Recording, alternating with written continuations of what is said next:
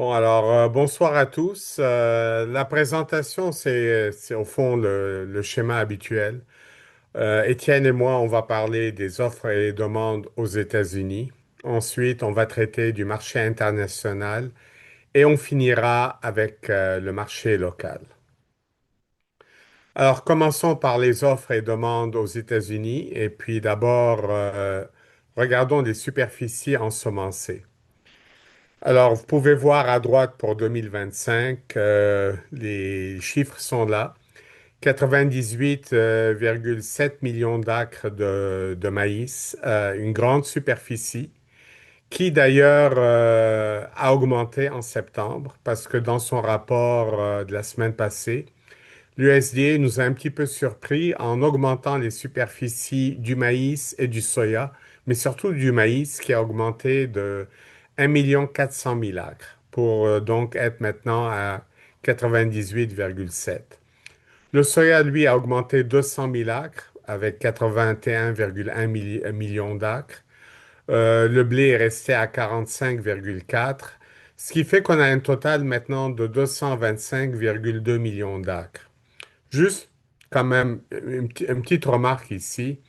Malgré les augmentations de ce mois du USDA, vous remarquerez que pour les trois principaux grains, on a quand même une superficie que je qualifierais de normale.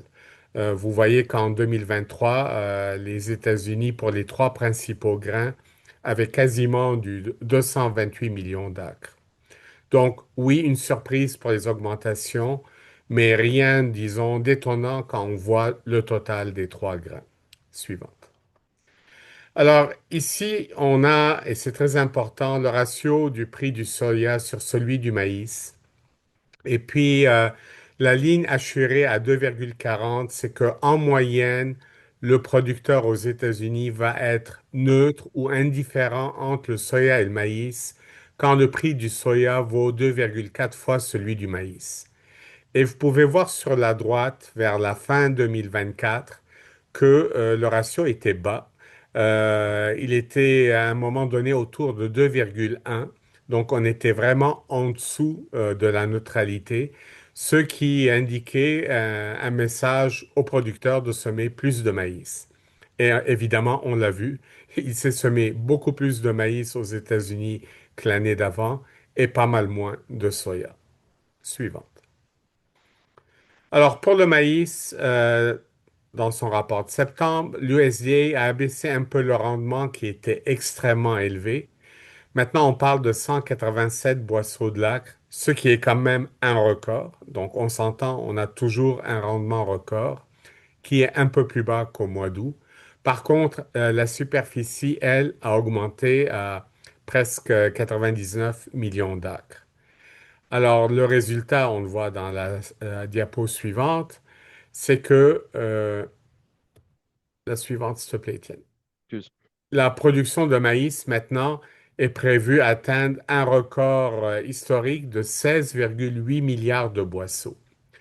C'est énorme, c'est à peu près 2 milliards de boisseaux de plus que l'an passé. Alors, évidemment, il y a beaucoup de maïs qui est prévu aux États-Unis. Maintenant, je sais, il y a eu beaucoup de discussions sur Internet, dans les médias et dans les fils de presse quant à savoir si le rendement est un peu trop élevé ou pas. Bon, écoutez, ils l'ont un peu abaissé au mois de septembre. On verra ce qu'ils feront dans les 3 prochains mois. Rappelez-vous que le final est en janvier et parfois on peut avoir des surprises au final. On l'a eu l'an passé où subitement il y avait moins de maïs que ce qu'on attendait. Mais veut pas, soyons clairs là-dessus, une production record est assurée aux États-Unis. Est-ce qu'elle sera de 16,8 milliards de boisseaux ou 16,5 ou peut-être même 16,3? Je ne sais pas, mais c'est clairement une production record. Suivante, s'il te plaît. Alors, les exportations, heureusement, sont là, mais je vous dirais aussi, les exportations sont au rendez-vous et c'est normal parce que il y a énormément de maïs aux États-Unis d'une part. Et d'autre part, avant un mois ou deux, lorsque le contrat à terme est passé en dessous de 4 dollars le boisseau, On va se le dire, le maïs américain était cheap. C'était le grain le plus cheap que vous trouviez dans le marché mondial du maïs, plus bas que le Brésil, plus bas que l'Argentine. Évidemment, c'était un signal pour les acheteurs de se tourner vers les États-Unis. Et donc, on le voit dans le rythme des exportations, des ventes à l'exportation à date. Les États-Unis sont en forte avance, je pense, autour de 67 ou 68% par rapport à l'an passé. C'est énorme. Mais ça ne veut pas nécessairement dire qu'il y a plus de demandes ou que de la nouvelle demande est créée. Probablement que tout simplement une bonne partie de la demande est devancée. Lorsque les opportunités d'achat sont vraiment très alléchantes, ben, au lieu d'attendre 2 ou 3 mois plus tard, vous arrivez sur le marché et vous bouclez vos besoins. En tous les cas, donc, l'USDA prévoit presque 3 milliards de boisseaux d'exportation en 2025-2026. Suivante. Alors, pour ce qui est des stocks, malgré tout, on va avoir une hausse assez considérable. On a fini 2025 avec 1325 millions de boisseaux et l'USDA prévoit qu'on finira en 2026 avec, on va faire un chiffron, environ 2,1 milliards de boisseaux. Parce que malgré tout, il y a une production record et donc même avec un rythme d'exportation très élevé, il y aura plus d'inventaire. Maintenant, quand vous regardez le ratio, malgré tout, bon, il est élevé. On arrive à plus de 13% le ratio stock sur demande. Mais dans le passé, on ne peut pas ici le voir sur cette diapo, on a eu parfois des années à 15 ou 16%. Donc, gardez à l'esprit que 13%, c'est élevé. C'est quand même une hausse assez considérable par rapport à 2024-2025, mais ce n'est pas du jamais vu.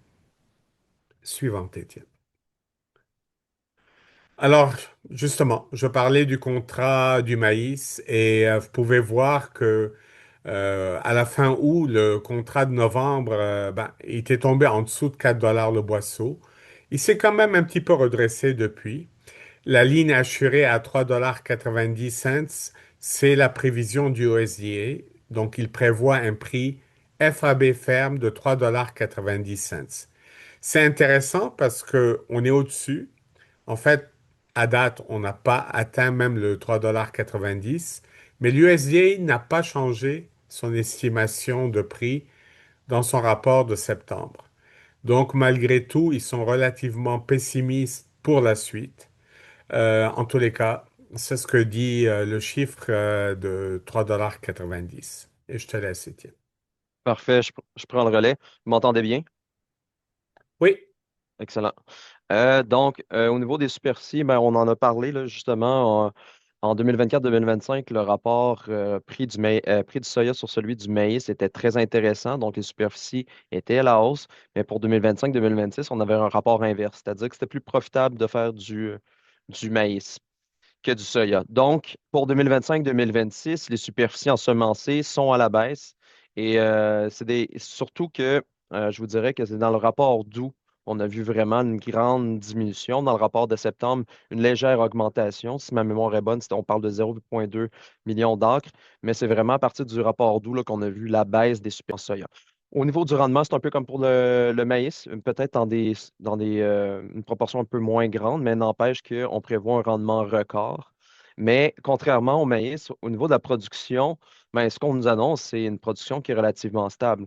Donc, si vous regardez les années antérieures, si vous mettez votre curseur à 4,3 milliards de boisseaux, ben, vous êtes pas mal dans la moyenne des 6 dernières années. Donc, une moyenne de production qui demeure assez stable dans le temps. Une des grandes différences qui s'est passée dans le soya au cours des dernières années, ben, c'est vraiment la trituration. Vous avez écouté de nombreuses fois nos présentations. Ceci n'est pas une surprise, mais n'empêche que de voir la trituration pour 2025-2026 augmenter à ce point, c'est assez impressionnant. Je ne pense pas qu'il y ait beaucoup de postes de demande qui ont augmenté aussi rapidement en si peu de temps, ou du moins. Euh, Au cours des 6 dernières années, c'est vraiment la trituration américaine, elle est impressionnante. On parle d'une augmentation de 19 en l'espace de 6 ans seulement.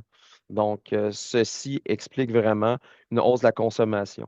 Évidemment, cette consommation-là n'est pas sans conséquence. En partie, elle explique la diminution des exportations américaines, une diminution d'environ 25 au cours des 6 dernières années. Évidemment, ça ne compte pas l'ensemble là, la hausse de la trituration. Il faut savoir que les États-Unis perdent des parts de marché de manière significative de la part du Brésil. On va le voir plus tard là, Ramsey va vous l'expliquer un petit peu plus tard dans la présentation. Mais les États-Unis perdent de plus en plus de parts de marché. Donc, souvent, on parle là, qu'en 2016, les parts de marché des exportations américaines vers la Chine étaient d'environ 41 mais l'on dit en 2024 qu'elles étaient de 21 Donc, la Chine importe de moins en moins de soya américain, mais ça, on va le voir un petit peu plus tard également. Tout ça pour dire que les stocks de fin de soya, ben, on voit là au niveau des stocks de fin, on demeure à des niveaux, on pourrait dire confortables lorsqu'on regarde 2020 à 2022-2023. Par contre, ce que notre graphique ne montre pas, c'est les années, vraiment les premières années de guerre commerciale avec la Chine. On était à des niveaux, là, si ma mémoire est bonne, au-dessous de 800 millions, ouais, 800 millions de boisseaux pour le soya. Donc, le 300 millions de boisseaux demeure relativement faible. Et lorsqu'on regarde le ratio de stock sur la demande, on demeure quand même à des niveaux relativement serrés. Donc, on n'est pas au niveau 2023-2024 où on dépassait le 8 mais n'empêche qu'on se situe autour de 7 à 7,5 pour 2024-2025 et 2025-2026. Donc, pas aussi serré que pendant les premières années de la pandémie, mais n'empêche un niveau qui demeure relativement serré. Au niveau des prix du soya à la bourse pour le contrat de novembre. Le prix estimé par l'USDA est de 10 US le boisseau, alors que le contrat à terme l'a frappé seulement qu'à 3 reprises sous le 10 US le boisseau. Donc, pour l'instant, je vous dirais que le marché à terme ne semble pas avoir pris, euh, pas connaissance, mais ne semble pas être en mode panique ou en mode préoccupation par rapport au manque de vente faites par la Chine, des achats faits par la Chine. Je m'explique, la Chine n'a pas acheté encore une seule tonne de soya des États-Unis pour 2025-2026, ce qui est du jamais vu. En moyenne, dans les 5 dernières années, on est autour du 10 millions de tonnes à ce temps-ci de l'année. Donc, n'avoir 0 tonne, c'est très significatif, surtout que les États-Unis et le Brésil sont les deux plus grands exportateurs. Donc, oui, la Chine peut se retourner vers le Brésil, mais c'est très dur de, comment dire, de nier ou de moins d'ignorer le deuxième exportateur mondial de soya. Mais ça, on va le voir un petit peu plus tard également. Au niveau du contrat du blé, je pense que vous avez tous de bonnes lunettes ou des bons yeux, mais vous voyez bien que le prix est en diminution depuis les 12 derniers mois. Et la raison, c'est que ben, la production mondiale de blé, elle est bonne. Euh, Ça serait très difficile d'identifier en ce moment un pays dans lequel la production de blé est en mauvaise posture. Donc, on a vraiment l'ensemble des pays qui ont à tout le moins une production qui est convenable et dans certains cas, une excellente production. Je pense par exemple au cas de l'Australie. Donc, tout ça exerce une pression à la baisse au niveau du contrat à terme du blé à Chicago, qui, je vous le répète, est un blé de force roue d'automne. Pour ce qui est du marché international, ouais, on n'a pas le choix de parler des tarifs douaniers. C'est sûr que le mois de septembre a été quand même assez relativement tranquille, mais je vous dirais, là, depuis les derniers mois, disons que c'est un dossier chaud. Donc, il faut savoir que la guerre commerciale avec la Chine se poursuit entre la Chine et les États-Unis. En ce moment, on estime que les tarifs sont d'environ 23 Certains analystes vont parler de plus de 20 donc d'où pourquoi c'est écrit plus de 20 sur notre diapositive. Donc, il semble avoir une espèce de flottement ou du moins là, une ambiguïté sur le taux d'imposition réel, mais il faut savoir que c'est ça, la fève américaine, même si elle est plus compétitive que celle du Brésil, mais lorsqu'on ajoute des tarifs de 20 de plus de 20 mais elle n'est toujours pas compétitive. Donc, c'est pour ça que les États-Unis ne vendent pas pour la Chine. Et il faut aussi savoir que tout achat qui est fait par la Chine, c'est de l'ordre politique également. Donc, il n'y a pas une entreprise chinoise qui a la liberté de dire, je vais acheter du soya américain. Il faut qu'elle ait l'approbation du gouvernement ou du moins personne n'ose le faire sans avoir de ligne directrice claire. La Chine s'approvisionne principalement au Brésil. En 2024, les parts de marché des importations chinoises étaient de 71 pour le Brésil et 21 pour les États-Unis. Donc, vous voyez bien que les États-Unis sont un approvisionneur, un, approv- un fournisseur de soya, je vous dirais secondaire, du moins en deuxième rang, par rapport au Brésil qui gagne la majorité des parts de marché. Et que la différence entre les deux, elle est quand même relativement mince. Quoique, dans les dernières années, en fait, en 2025, ça risque de changer parce que la Chine importe de plus en plus de fèves de l'Argentine, également de plus en plus de tourteaux de soya de la Chine. Et dans les deux cas, c'est assez inusité. Il faut savoir que la Chine, elle préfère toujours importer la fève complète pour, pour des raisons, je présume, là, purement économiques, soit de faire fonctionner leur triturateur. Et de toute façon, ils utilisent l'huile et le tourteau abondamment. Donc, ce n'est pas des marchés qui sont excessivement difficiles à trouver.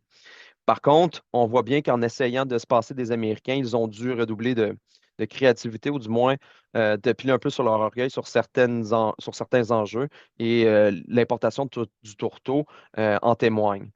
L'autre cas qui est assez inusité, c'est que l'Argentine, elle, elle a tendance à plutôt exporter le tourteau et non la fève. Mais la demande est tellement forte venant de la Chine que les prix sont maintenant intéressants et donc ils exportent la fève complète maintenant là, en Chine.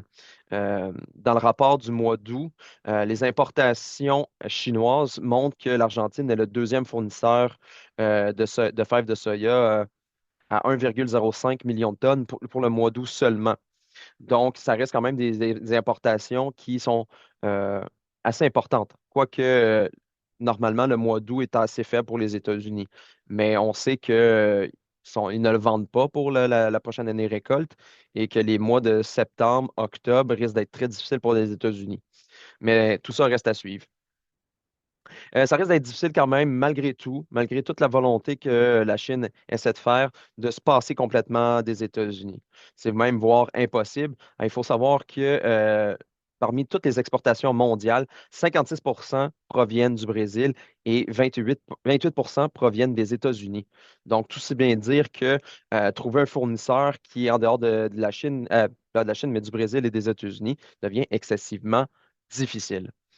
Et l'autre élément qui est important, puis j'en ai mentionné lorsqu'on regardait le contrat à terme de novembre, c'est-à-dire celle du mois de récolte, c'est que la bourse de Chicago ne semble pas avoir été affectée par les guerres tarifaires. Donc, pour l'instant, je vous dirais, la bourse de Chicago, je crois elle attend de voir des conséquences réelles et concrètes. Pour l'instant, malgré les tarifs, les États-Unis exportent de grandes quantités de maïs. Donc, pour l'instant, la bourse de Chicago ne semble pas en être inquiet. L'autre dimension au niveau des tarifs, ben là, vous le voyez avec les drapeaux qui sont à votre droite, ben, c'est tout ce qui concerne la Chine, les États-Unis et le Canada, surtout dans le dossier du canola. Donc, ben, vous le savez, au mois de mars, la Chine a annoncé des tarifs de 100 sur l'huile et le tourteau de canola en provenance du Canada et 75,8 qui ont été annoncés au mois d'août pour la graine complète de canola. Il faut savoir que la Chine et les États-Unis sont les deux plus grands consommateurs de la graine, du tourteau et de l'huile. Donc là, on se retrouve dans une situation, du moins le Canada, nous sommes dans une...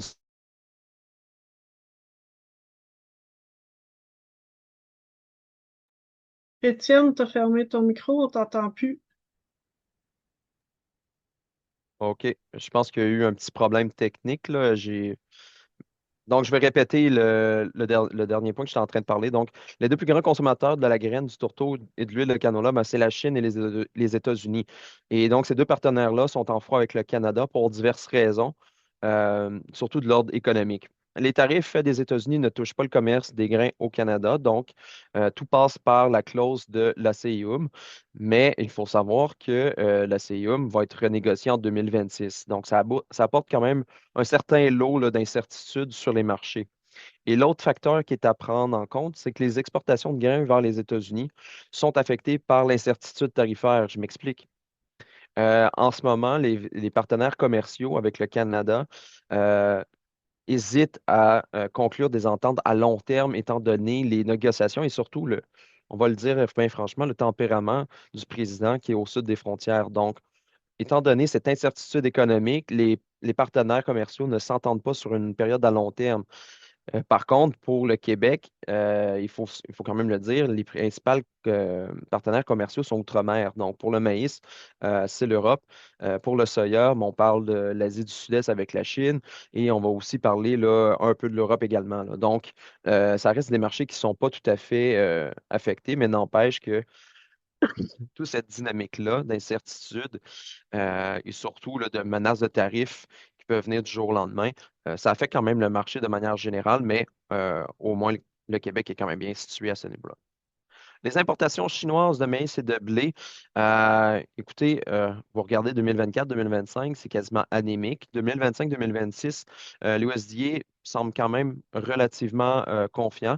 Ben, il faut savoir que les niveaux qui sont marqués là, c'est les niveaux qu'on voyait antérieurement pour 2020-2021. Donc, alors que 2020-2021, c'était des années extraordinaires. Et par la suite, on a vu une certaine régression d'année en année. Il faut savoir que c'est quand même drôle à dire, mais 2020-2021, ben, vous le savez, c'était les années de pandémie. Et la Chine, la sécurité alimentaire, c'est un enjeu qui est excessivement important. Et il y avait également trois typhons qui avaient attaqué là, des régions de la Chine et qui avaient fait en sorte que la Chine devait importer d'importantes là, quantités de maïs. Donc, ça a été pour une raison politique, mais également économique, de ces grandes importations-là de grains. Par la suite, il y a eu des manœuvres pour essayer de diversifier ses sources d'importation, d'importer d'autres grains que le blé et le maïs. Ça a affecté de manière quand même assez importante au cours des prochaines années, mais vers en 2024-2025, c'est la production énorme de maïs qui fait en sorte que la Chine n'importe plus autant là, de grains. Donc, l'OSDA, pour l'instant, table que pour 2025-2026, l'année va être tout à fait normale. Pour les importations de soya, ce qui est à noter, c'est vraiment on dirait qu'il n'y a pas de fin au niveau là, du plafond des importations de soya. On se rappelle que lorsque j'ai commencé les importations de soya, quand je parle, j'ai commencé ma carrière au PGQ, il y a de ça 10 ans maintenant, on ne parlait pas du 100 millions de tonnes en termes d'importation.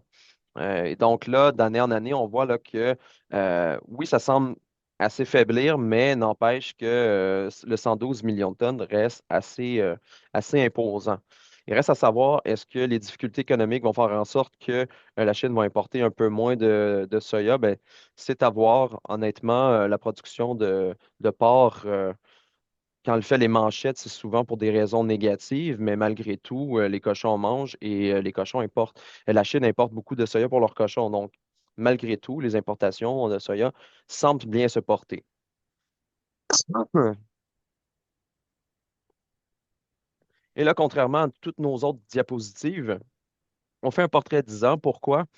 Parce que c'est rare qu'on parle énormément du canola dans nos présentations et étant donné la dimension politique que cette thématique révèle, relève, relève, on voit que c'est très important de retour en arrière. Donc, on voit là pour que de 2015 à, je dirais, 2018, les exportations vers la Chine de canola canadien étaient assez bonnes avec des parts de marché qui étaient aux alentours de 40. Par la suite, une légère diminution qui nous rapprochait vers les 20. La raison, elle est strictement politique. C'est au moment où on a eu les scandales à propos de Huawei et de Meng Wanzhou. Donc, à ce niveau-là, la Chine, pas qu'elle a coupé complètement les ponts, mais elle a fortement réduit ses importations de canola canadien pour justement faire pression sur le Canada. Et ensuite, en 2021, euh, le cas a été réglé avec Meng Wanzhou et Huawei, et donc elle a pu retourner en Chine. Et soudainement, les exportations vers la Chine ont été très importantes. Donc, on avait une situation de 40 environ à plus que 20 et maintenant, dans les 3 dernières années, ben, on était au-dessus des 60. Donc, au du moins les 2022, 2023 et 2023, 2024. 2024, 2025, ce ratio-là est tombé à 49 Il faut savoir aussi qu'en 2024-2025, euh, ou du moins, je crois que c'est en août 2024, le Canada a imposé des tarifs sur les véhicules électriques chinois.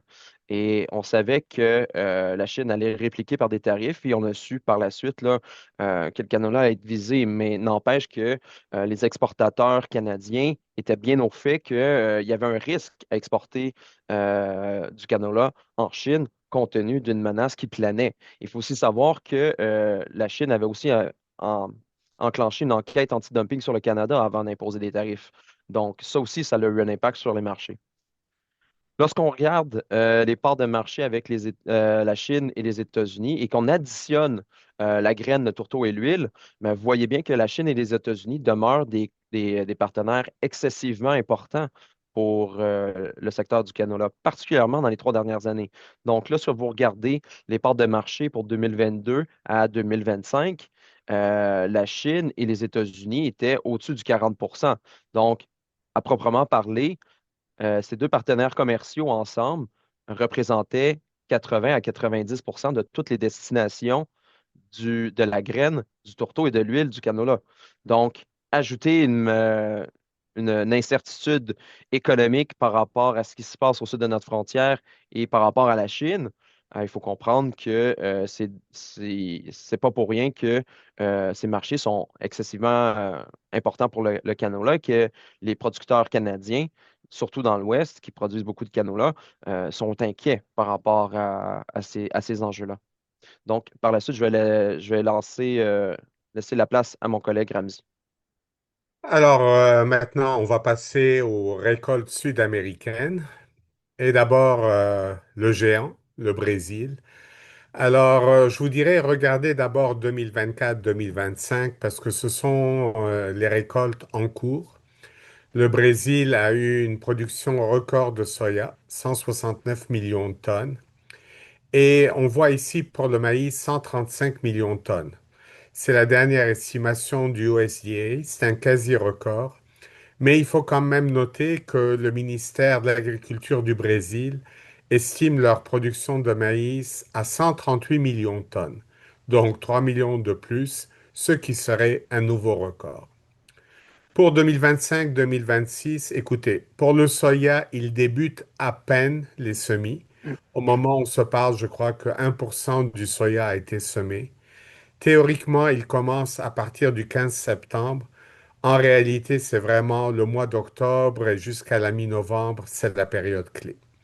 Donc, je vous dirais, ce que tout le monde fait et que je fais moi-même, c'est qu'à tous les jours maintenant, ben, je regarde la météo du Brésil, je regarde les précipitations, surtout sur le centre, le Mato Grosso et le Mato Grosso do Sul, qui est vraiment la région absolument clé pour le soya.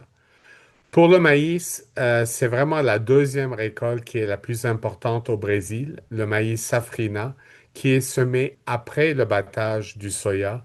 Et donc, si vous voyez 131 millions de tonnes, écoutez, à ce stade-ci, c'est une prévision purement nominale, on va se le dire.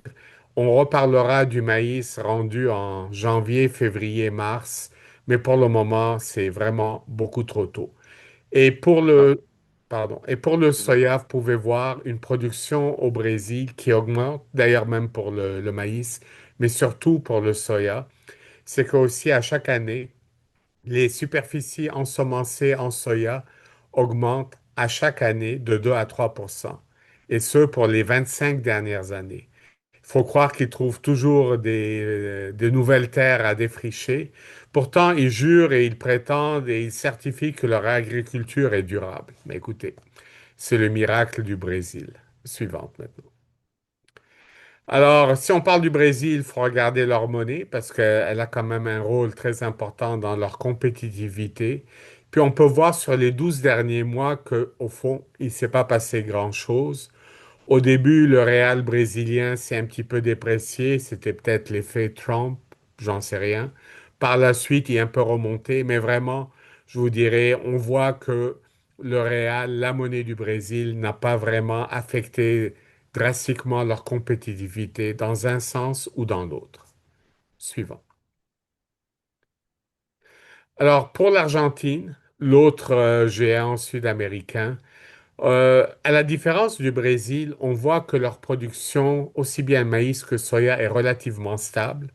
C'est que contrairement au Brésil, là-bas, la superficie n'augmente pas d'année en année, elle est stable. Bon, vous pouvez voir qu'en 2022-2023, il y a eu une chute. Ils ont eu une sécheresse, ce qui est quand même pas mal inhabituel pour l'Argentine. Mais en général, ils vont produire autour de 50 millions de tonnes de maïs et 50 millions de tonnes de soya. Suivante.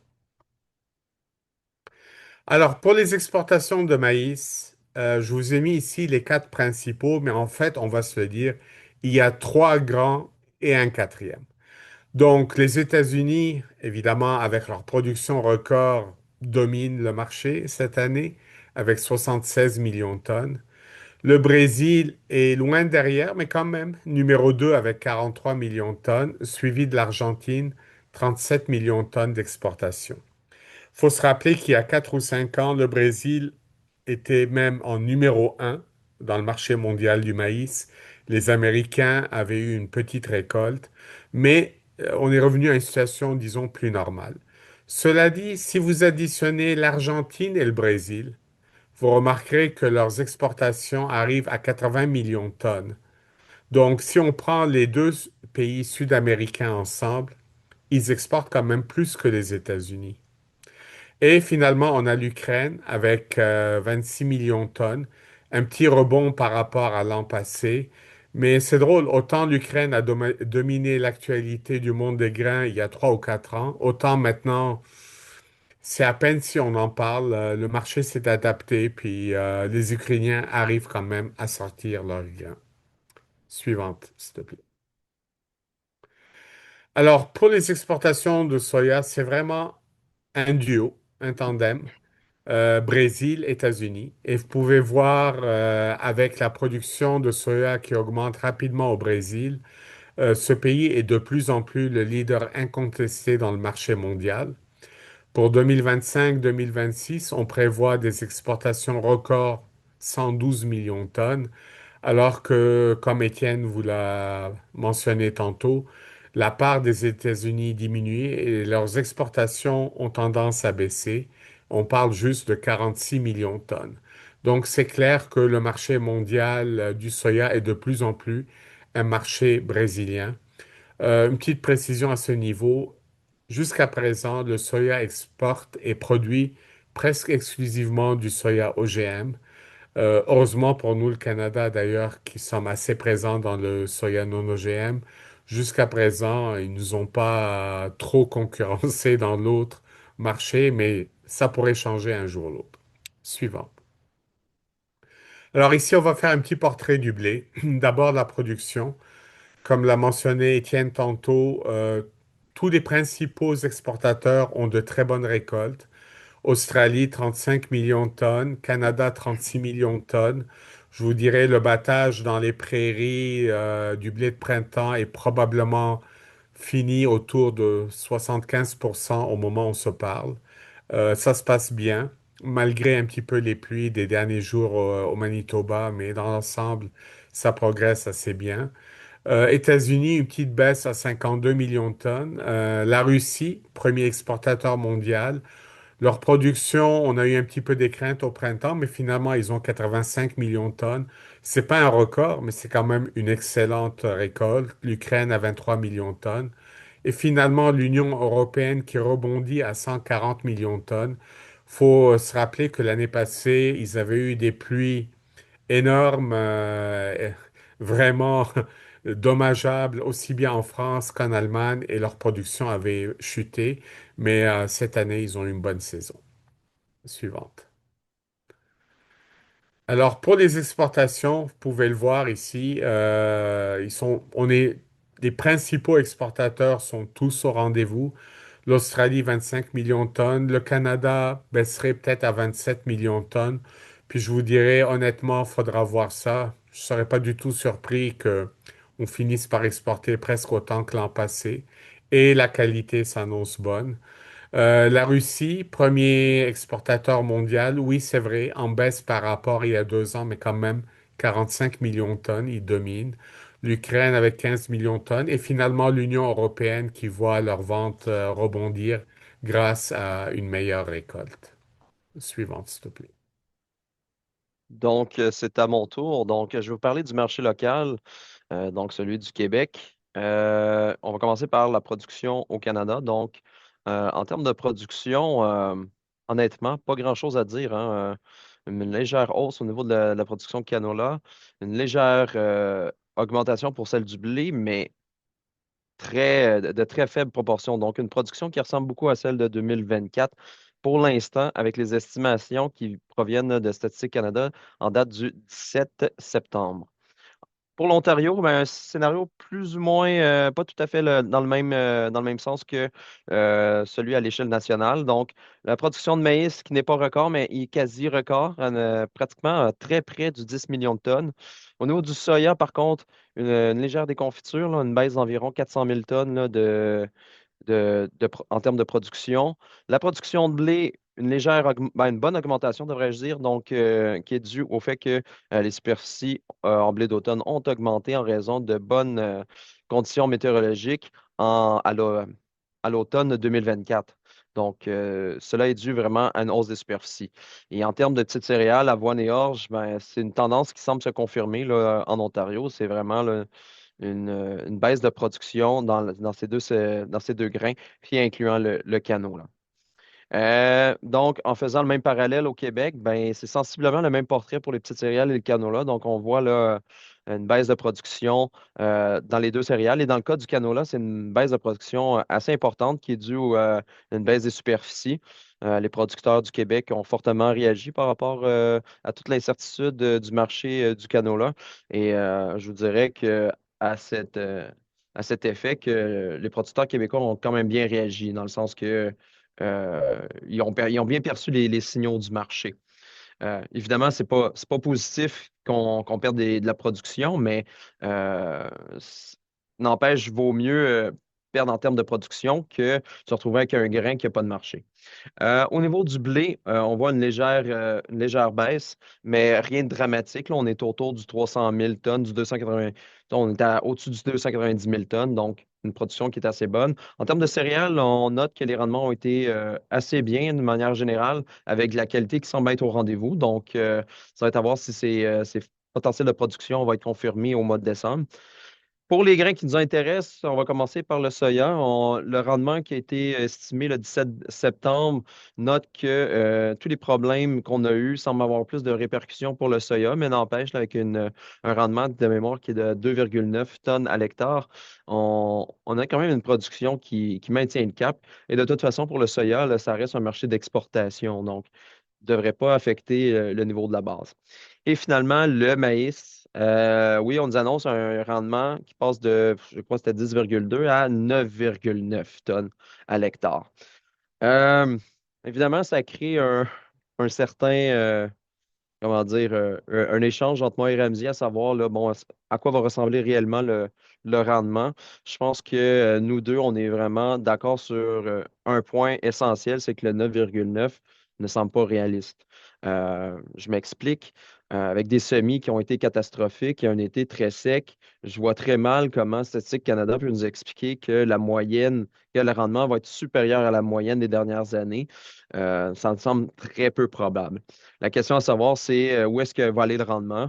Je vous rappelle que la Tournée des grandes cultures estimait le rendement du maïs à 9,1 tonnes à l'hectare. Et pour le soya, il était quand même dedans. Il estimait entre 2,8 et 2,9. Donc, à 2,9, la tournée est vraiment dedans. Mais pour ce qui est du maïs, on a quand même un grand écart entre ce que la tournée révèle et Statistique Canada le estime. Par contre, faut quand même se rappeler que Statistique Canada, eux autres, ils basent leur modèle sur des imageries satellites, donc avec des indices de verdure pour estimer les rendements, tandis que la tournée fait quand même de l'analyse de champ et analyse les, les comment dire, des données qui vont être plus probantes au niveau là, du rendement. Donc, à savoir lequel des deux va être le plus concret, c'est vraiment la question de l'heure, et c'est ce qui va. C'est ce qu'on va se poser jusqu'à temps que vous rentrez dans les champs, vous les producteurs, là, avec vos capteurs de rendement pour savoir si ça va être une bonne production ou pas. Mais tout ça va vraiment déterminer vraiment la nature du marché. Parce que si on prend les données de Statistique Canada telles quelles, avec un rendement de 9,9, 2024-2025, c'est pas mal figé, là. Les exportations, on estime là, qu'on va atteindre le 767 000 facilement, dont un 155 000 estimé par Statistique Canada d'année en année qui va vers l'Ontario. Le 760 000 en termes d'exportation semble tout à fait réaliste. Euh, de toute façon, on est pratiquement terminé, donc c'est des chiffres qui sont tout à fait solides.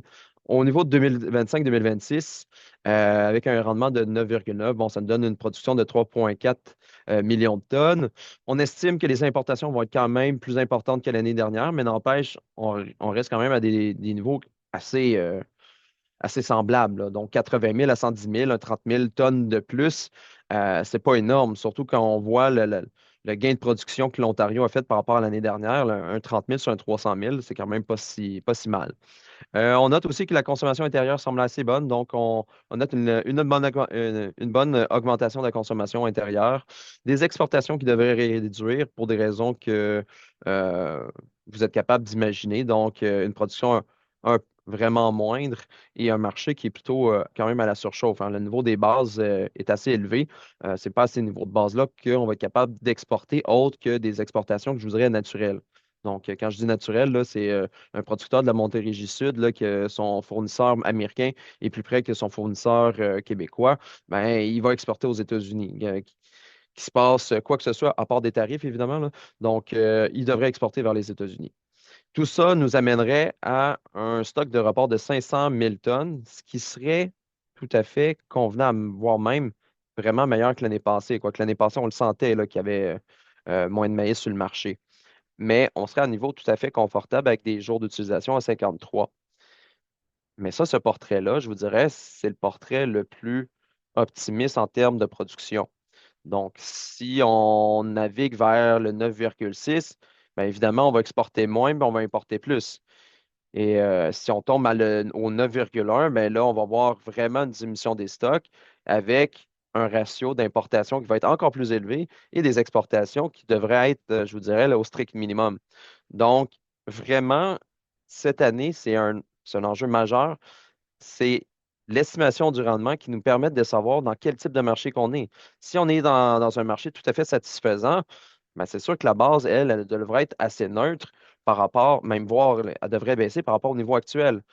Mais si le rendement est plutôt de 9,1, ben là, c'est sûr que les bases vont se maintenir élevées. Donc, c'est très difficile en ce moment d'essayer d'estimer avec précision de quel type de marché on va se retrouver en 2025-2026. Au niveau du taux de change, vous allez remarquer que ça suit relativement la même tendance que celle du Brésil. Euh, à un exemple près, c'est que nous, il faut également ajouter le fait qu'au Canada, il y avait beaucoup d'incertitudes politiques. Disons, la position de chef de M. Trudeau était remise en question et à partir de décembre, ben, c'était une guerre ouverte tout simplement et M.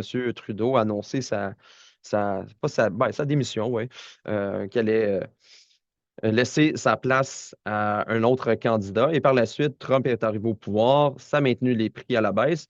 Et finalement, le marché était plutôt trop inquiet et de fil en aiguille, surtout avec le prolongement des dates des tarifs, les marchés se sont plutôt ressaisis. On a retrouvé un niveau de dollar qui était relativement semblable à celui d'avant l'élection de Donald Trump. Donc, un dollar à 72 cents, 73 cents, ça demeure relativement neutre comme valeur estimée.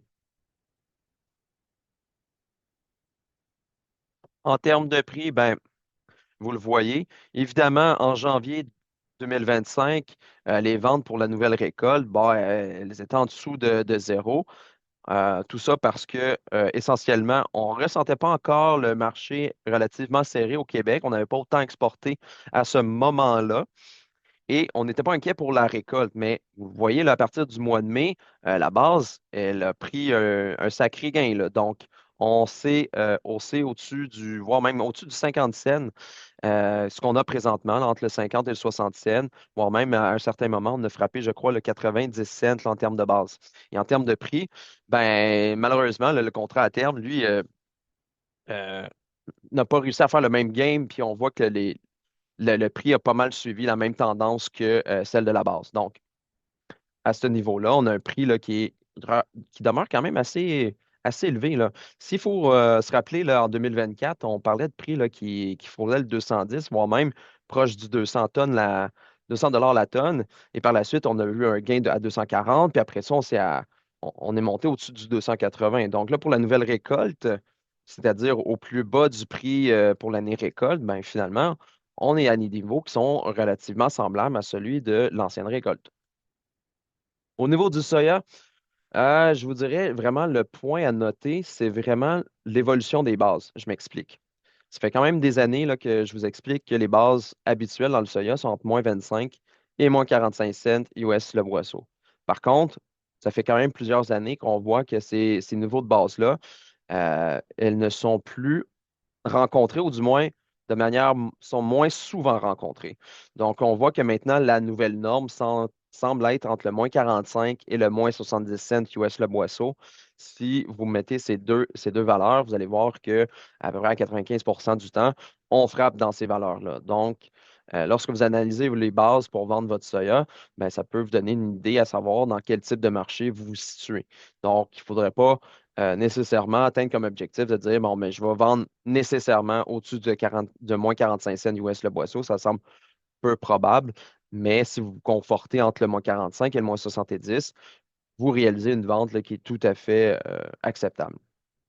Et avec un prix également là, qui est au-dessus du 500 la tonne pour le soya, ça reste un niveau de valeur qui est très élevé, là. Je me rappelle très bien que des producteurs me disaient en décembre 2024, ben moi j'attends que le prix du soya soit au-dessus du 500 tonnes. En toute honnêteté, j'y croyais à peine. Mais là aujourd'hui, ça semble être la réalité. Donc, ça semble être notre nouvelle valeur refuge, c'est-à-dire le 500 la tonne là, pour le soya. Au niveau des grains, des petites céréales et du canola, ben, force est d'admettre que, honnêtement, les prix restent relativement stables dans le temps, hein. Vous regardez le septembre 2024, vous regardez août 2025, les valeurs sont relativement proches, là.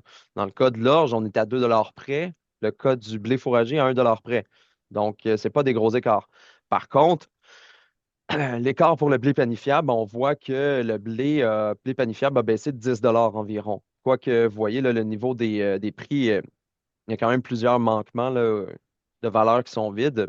Évidemment, là, ça reste des marchés qui sont assez serrés, là. L'année passée, on avait des enjeux au niveau de la qualité, surtout pour le blé de printemps.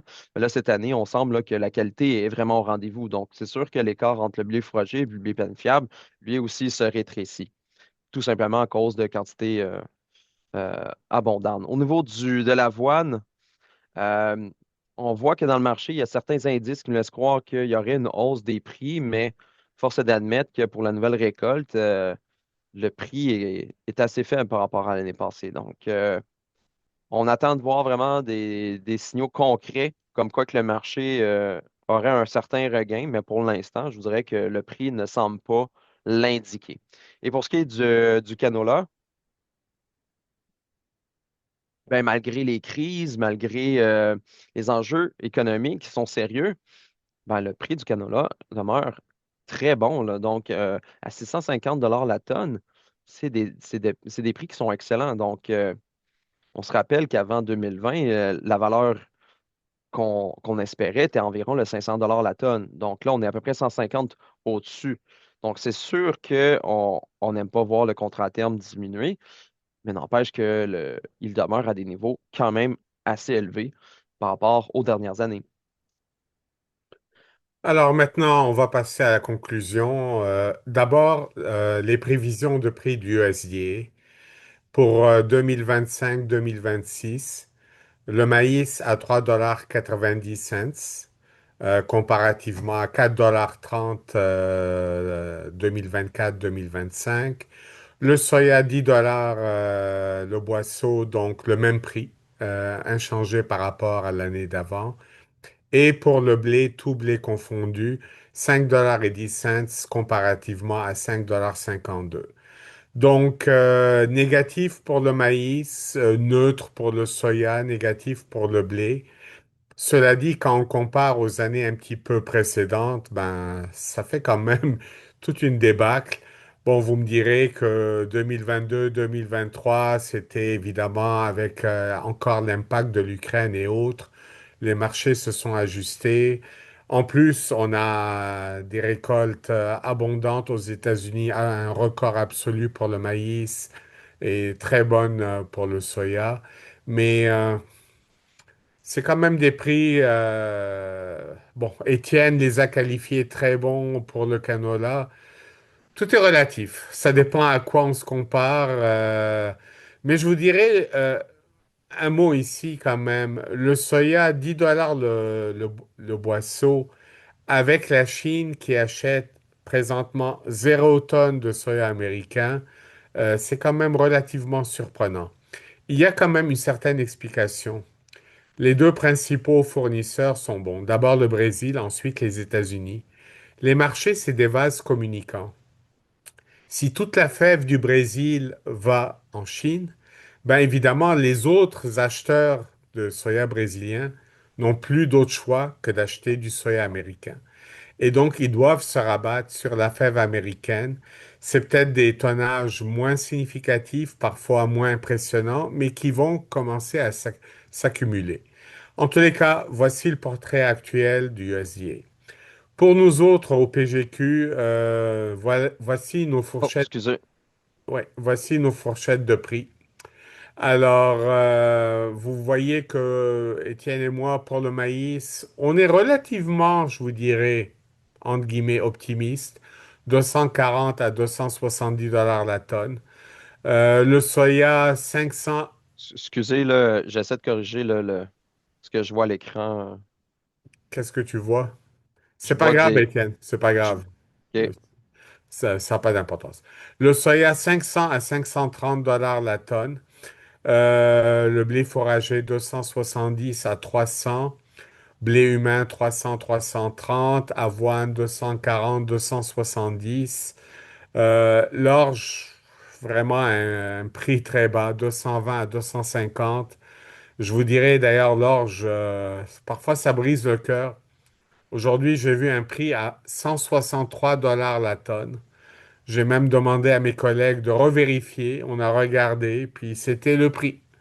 Il y a des producteurs qui vendent de l'orge à 163 dollars la tonne. Maintenant, c'est peut-être ça le marché dans certaines régions, mais je vous dirais, j'ai failli tomber de ma chaise.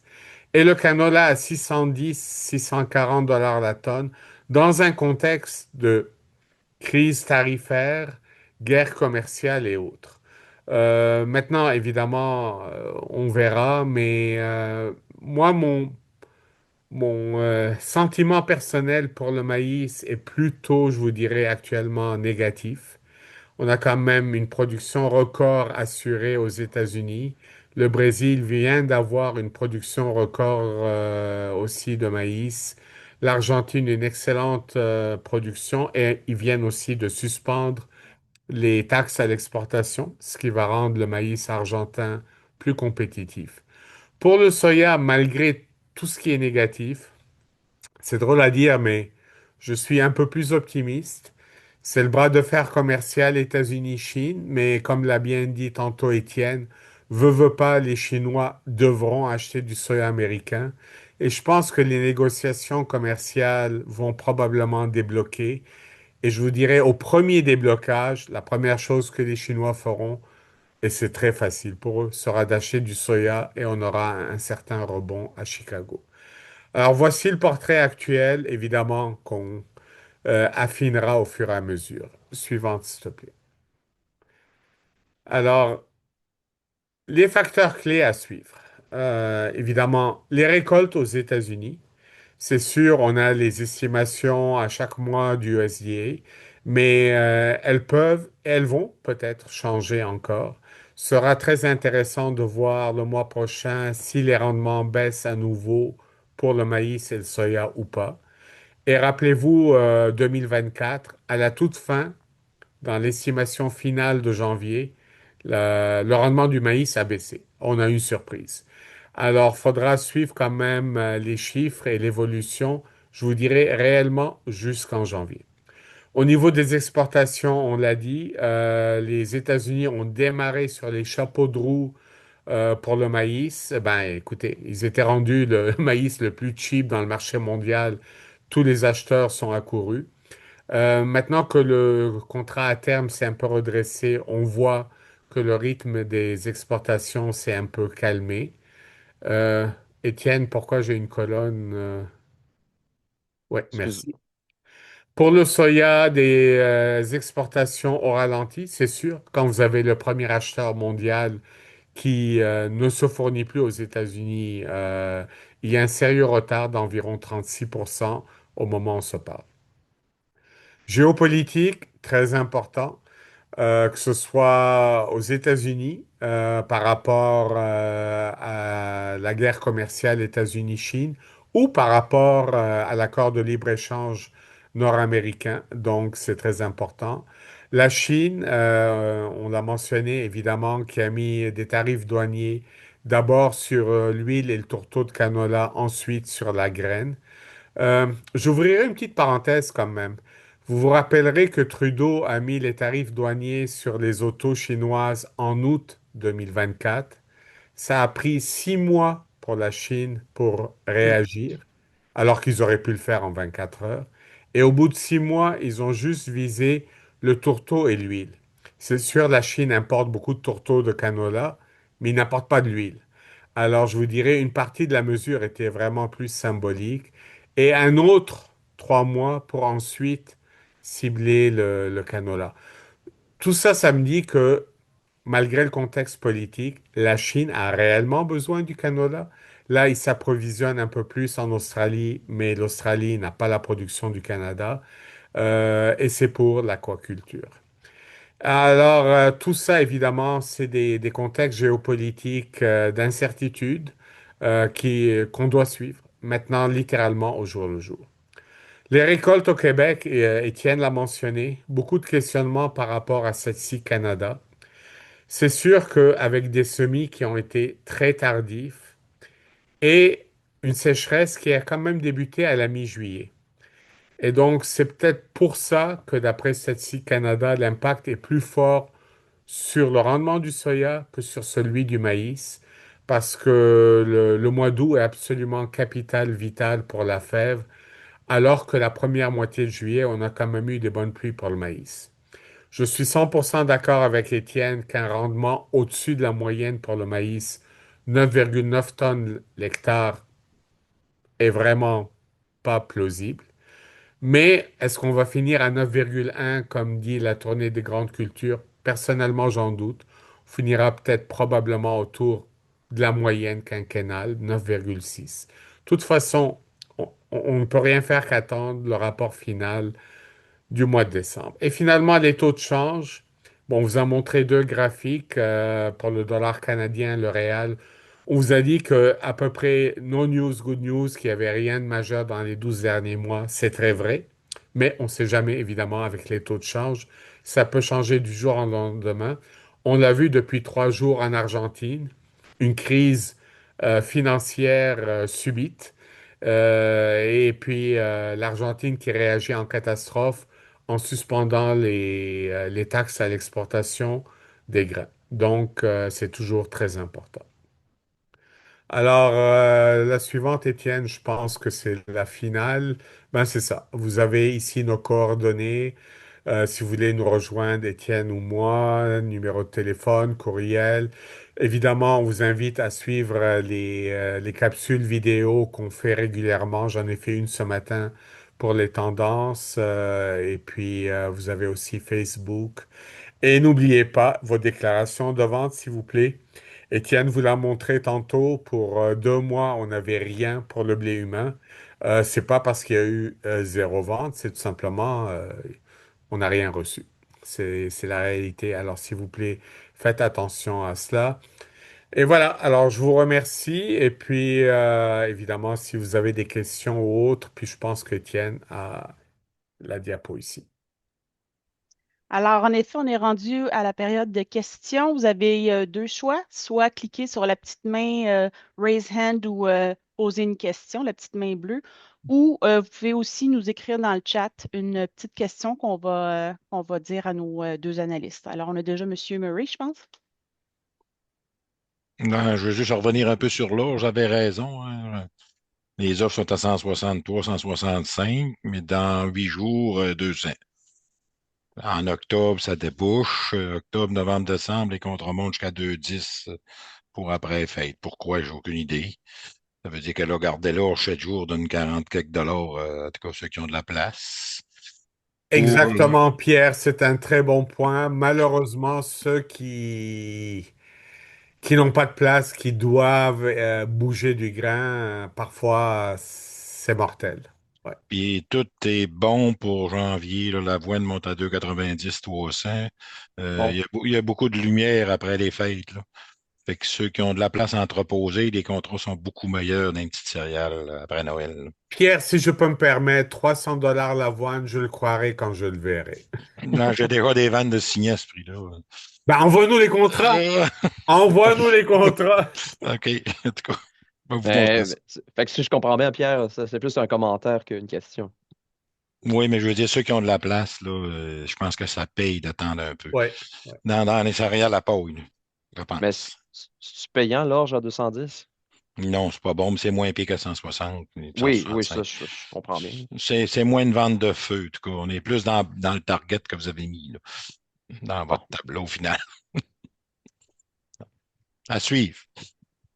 Merci, Pierre. Joanne? Oui, tantôt, là, je pense que c'est Étienne là, qui a parlé du soya, là, que la Chine n'avait rien acheté encore pour 2025-26. Pensez-vous que ça peut faire cracher le prix? Ben écoute, Joanne, le prix aurait dû déjà cracher. Et s'il n'a pas craché, ça veut dire que le marché, beaucoup de gens pensent comme moi, que c'est politique et que dès qu'il y aura un feu vert de la Chine, ils vont revenir. En plus, on l'a vu, c'est souvent des achats de ce que j'appellerais des entités semi-publiques en Chine, pas nécessairement ton triturateur. Et donc, ils arrivent sur le marché, puis c'est à coût de, on l'a vu dans le passé, à coût de 2, 3, 4 millions de tonnes. Alors, est-ce qu'il y aura des blocages? Il y a juste deux personnes qui peuvent répondre à la question, un à Washington, l'autre à Pékin. Et deuxièmement, s'il y a des blocages, quand? Je ne peux pas te donner de date, mais j'ai l'impression qu'on s'en rapproche. Maintenant, l'Étienne aussi l'a très bien dit, je veux dire, veux pas, tu es la Chine. À un moment donné, tu dois acheter américain. Et d'ailleurs, d'un point de vue de sécurité alimentaire, un très bon point qu'Étienne a mentionné tantôt pour la Chine, pas juste dans la COVID, mais la sécurité alimentaire est vitale en Chine pour des raisons historiques, culturelles, faut remonter dans leur histoire. Dépendre presque à 100% sur un fournisseur, c'est quelque chose que la Chine déteste faire. Même s'ils ont de bonnes relations avec le Brésil, même si le Brésil, c'est pas M. Trump, en bout de ligne, d'un point de vue strictement de sécurité alimentaire, comme on dit en anglais, c'est un no-no. C'est quelque chose que tu ne veux jamais faire.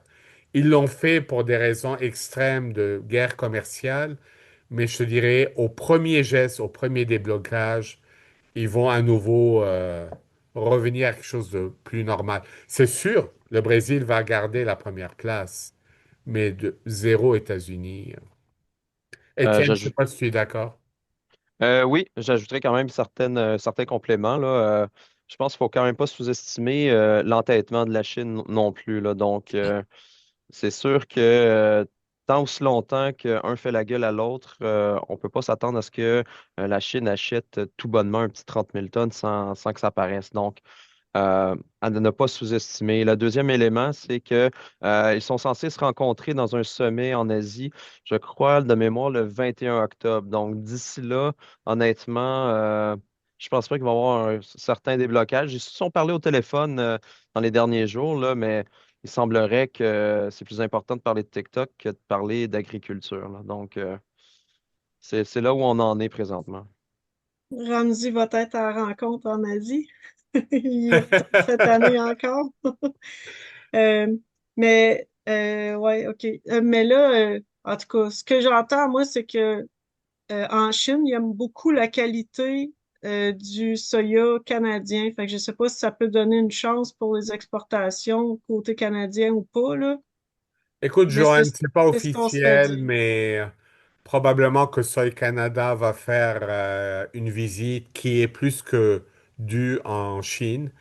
Euh, la Chine, avant 6 ou 7 ans, n'achetait presque pas de soya non OGM ou de soya IP. Maintenant, ils en achètent pas mal plus. Leurs achats ont multiplié par 5, 6, 7. C'est sûr qu'on partait d'une petite base. À tel point que je te dirais, pour le soya non OGM, ça devient un marché important, un marché intéressant.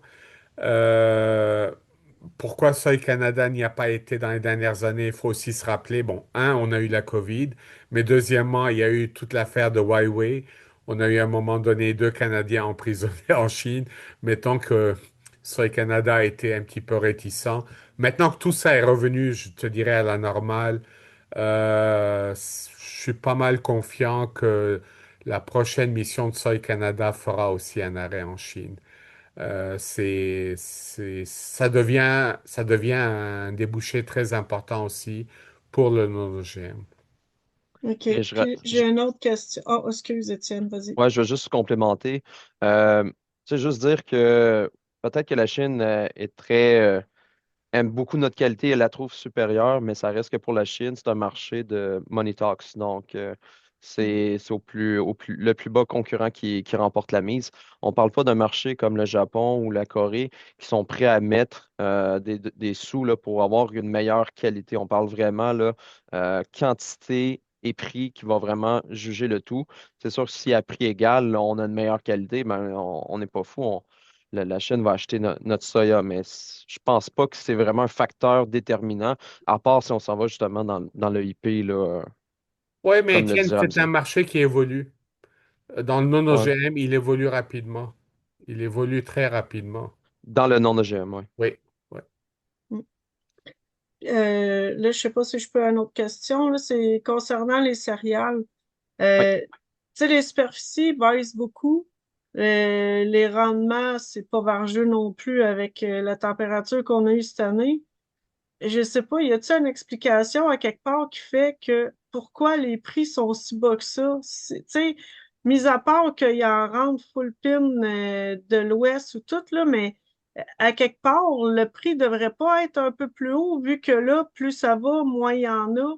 Parce que là, écoute, l'orge, moi, partir de 385 pièces à 225 pièces la tonne, puis que là, vous me découragez en disant que c'est 160 tonnes. Vous avez vu passer des contrats à 160 tonnes.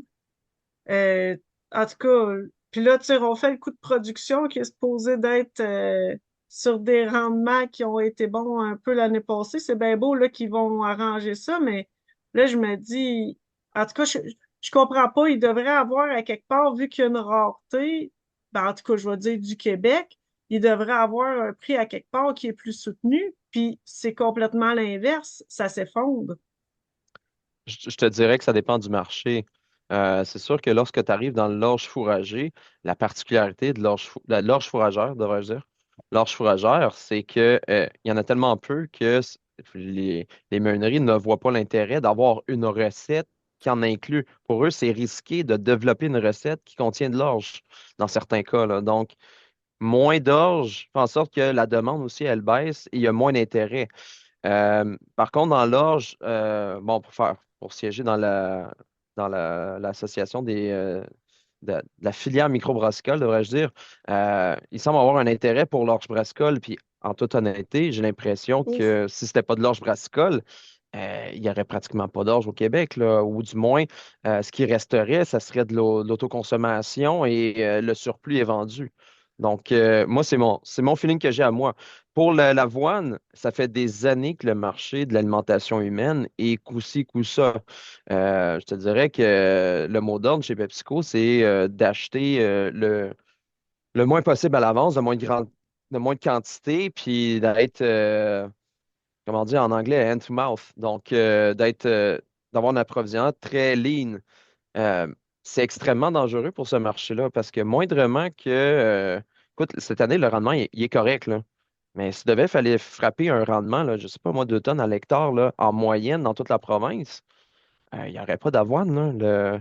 PepsiCo, il ferait quoi, là? Il devrait se retourner vers l'ouest, mais l'approvisionnement vers l'ouest, c'est cher. Surtout quand on parle d'un grain qui est excessivement léger, faire venir un wagon, mais transporter du tonnage, du faible tonnage, ça fait des frais de transport qui sont élevés, là. Donc, hum, mais bon, c'est là qu'on en est là, dans le marché de l'avoine. Par contre, on voit là, qu'il y a un acheteur de plus là, qui semble s'en intéresser, puis ça semble brasser les cartes.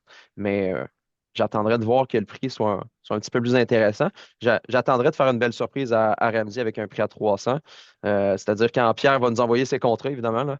Donc là, on pourrait dire que là, il y a un certain regain, mais je suis d'accord avec toi, le marché est vraiment déprimant. Puis il manque quelque chose pour fouetter et je ne sais pas qu'est-ce que ça prendrait. OK.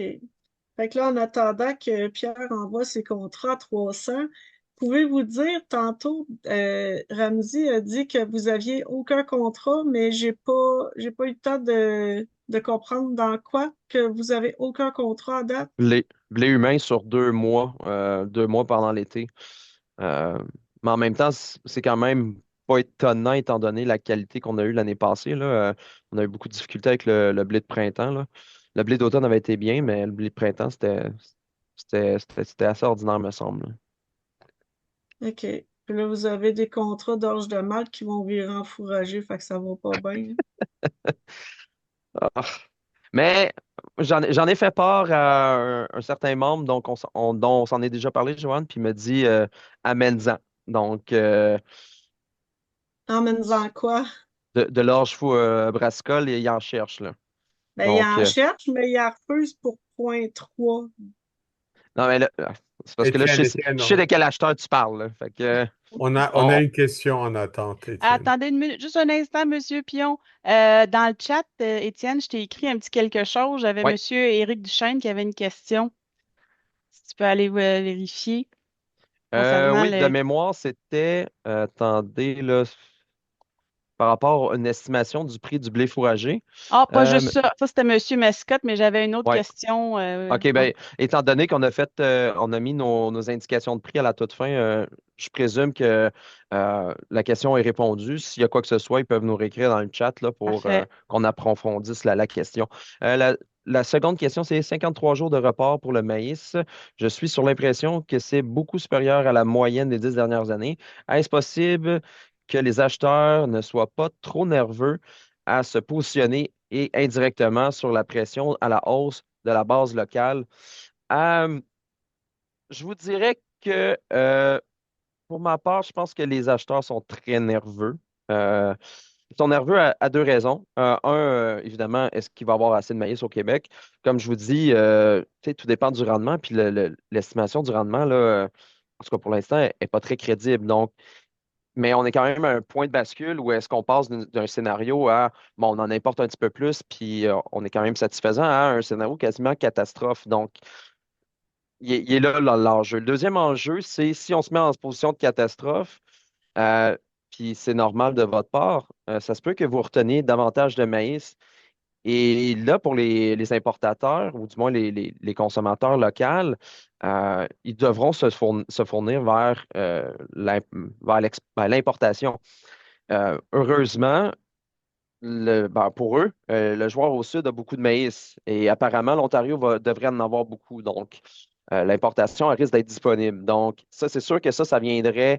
S'il y a beaucoup d'importations, puis ça, on l'a écrit, je crois, là, dans l'infolette de cette semaine, s'il y a beaucoup d'importations qui rentrent au Québec, bien, ça pourrait, caper en bon français là, la base du maïs, mais aussi ça pourrait déplacer de la demande de maïs. Donc, ça se peut que un coup qui importe de grandes quantités, ben, lorsque le producteur va vouloir vendre, ben, ça se peut que sa meunerie lui dise ben, désolé, mais voici le prix que je suis prêt à t'offrir. Sinon, ben, j'ai du maïs américain à un degré de qualité qui soit est égal ou soit qui est supérieur à celui du Québec, là, surtout si on a des problèmes de pollinisation et de. euh, En tout cas, on a vu certains épis là, durant la tournée. Là, disons que des fois, par moment, ça fait peur. Là. Donc, je ne m'attends pas à ce que la qualité soit nécessairement au rendez-vous. Puis ça, c'est aussi, ça va être un enjeu là, cette année, là, à savoir quel genre de qualité qu'on va sortir. Là. Monsieur Pion. Oui, merci. Je voulais revenir peut-être un petit peu sur le canola, Étienne. Ouais. Euh, Diminution pas mal des tonnages, là. Mais on n'a pas vu d'évolution, mais de diminution dans les prix. Puis qu'est-ce qu'on avait entendu un petit peu à travers là, les médias là, suite à les répercussions de la Chine, là, on avait eu comme l'impression là, que ça va occasionner une chute de prix, là, une escompte de 60-70 pièces la tonne là, qu'on avait entendu dire. Ouais. On ne semble pas l'avoir là, comment dire, là, capté. C'est, Euh, y a-t-il une raison? C'est-tu parce que le fait que les producteurs ont moins produit, que ça a eu moins d'impact, ou bien si on a passé à côté d'une opportunité là, de pouvoir vendre du soya là, à 650 pièces là? attends un tout petit peu. Je vais aller ouvrir mon logiciel de lecteur de nouvelles, puis je vais vous montrer l'évolution du contrat à terme du canola, puis on va pouvoir l'expliquer. Parce que c'est sûr que là, je fais un peu de millage parce que là, le logiciel, il prend du temps à ouvrir.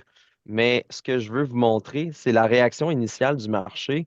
Ça a été un mode un peu panique. Donc, tout le monde sait que bon, la Chine importait beaucoup de canola canadien et donc des tarifs sur la graine et surtout sur le tourteau et l'huile allaient avoir un impact. Mais pas longtemps après, ce qu'on a vu, c'est que le marché s'est quand même calmé et a pratiquement rattrapé toute la perte qu'elle a eue au cours là, des premiers jours. Et là, euh, C'est qu'en attendant, je vais rajouter un commentaire, c'est ça, Étienne. merci. Sylvain, rappelle-toi, quand Justin Trudeau a mis le tarif sur les voitures chinoises, tout le monde, y compris moi-même, a pensé que la Chine mettrait des droits sur le canola immédiatement. Puis les semaines ont passé, les mois ont passé, rien. Donc tout le canola de la récolte 2024 a été expédié en Chine sans problème. Ça leur a pris 6 mois. Finalement, au mois de mars, ils n'ont toujours pas touché à la graine de canola et ils ont tarifé l'huile et le tourteau. Puis honnêtement, l'huile, il n'y a pas d'huile de canola qui va en Chine, donc c'était purement symbolique. Le tourteau, oui, ça faisait mal, mais l'huile, honnêtement, le Canada s'en fichait pas mal. Puis là, ça a repris un autre 3 mois. Donc, alors, connaissant les Chinois avec leurs décisions politiques et qui peuvent réagir très brutalement, ça veut dire qu'ils en ont réellement besoin de ce canot-là. Là, ils achètent en Australie, mais l'Australie produit 4 fois moins ou 5 fois moins que le Canada. Alors oui, les Australiens sont en train de faire de ventes de canola, mais on s'entend là. Leur récolte va être écoulée très rapidement. Donc, je crois que le marché sent que la Chine se tire en même temps dans le pied et que peut-être au moindre, pas prétexte, mais à la moindre occasion, au moindre déblocage avec Ottawa, c'est un dossier qui va peut-être se régler rapidement. Parce que je suis d'accord avec toi, normalement, on, a- on aurait dû voir le contrat à terme à 500 dollars et même moins. Je veux dire, ça aurait normalement dû être catastrophique et ça ne l'est pas. En tous les cas, jusqu'à présent. Vas-y, Étienne.